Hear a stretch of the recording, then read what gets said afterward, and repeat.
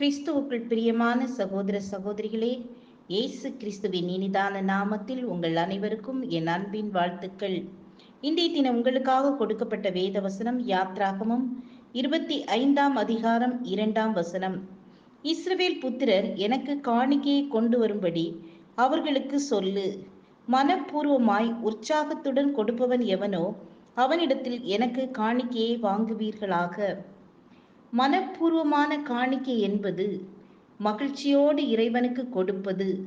நம் கையிலிருந்து ஒரு பொருளை மற்றவர்களுக்கு கொடுக்கும்போது மனதில் விருப்பம் இல்லாமல் சிரித்த முகத்தோடு கொடுக்க முடியும். ஆனால் தேவன் நம் இருதயத்தின் நினைவுகளை கூட அறிந்திருக்கிறவர்.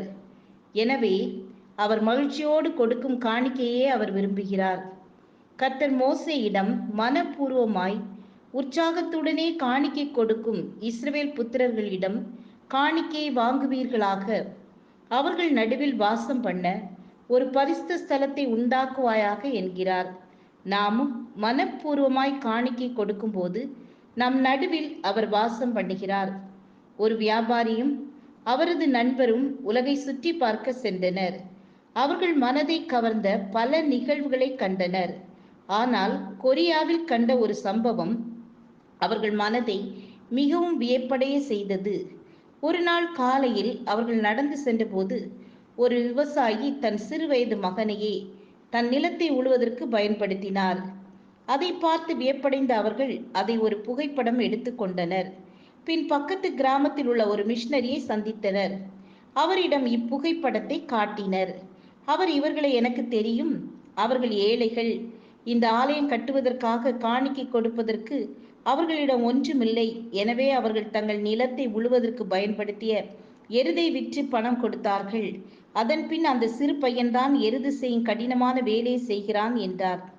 அப்பொழுது வியாபாரியும் அவரது நண்பரும் ஏன் இந்த கடினமான வேலையை செய்ய அனுமதிக்கிறீர்கள் என்று கேட்டனர். அதற்கு அந்த மிஷனரி கடவுளுக்காக மனப்பூர்வமாய் அந்த எருதை விற்று கொடுத்ததால் அந்த பையன் மகிழ்ச்சியுடன் அந்த வேலையை செய்கிறான் என்றார்.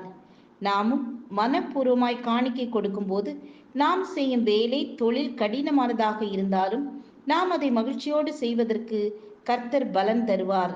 நம் நடுவிலும் அவர் வாசம் பண்ணுவார். ஜெபம் செய்வோம். கிருபையும் இரக்கமும் நிறைந்த கர்த்தாவே, மனப்பூர்வமாய் உற்சாகமாய் கொடுத்து இந்த ஆசீர்வாதங்களை நாங்களும் பெற்றுக்கொள்ள உதவி செய்ய. இயேசுவின் நாமத்தில் பிதாவே, ஆமேன் ஆமேன். God bless you.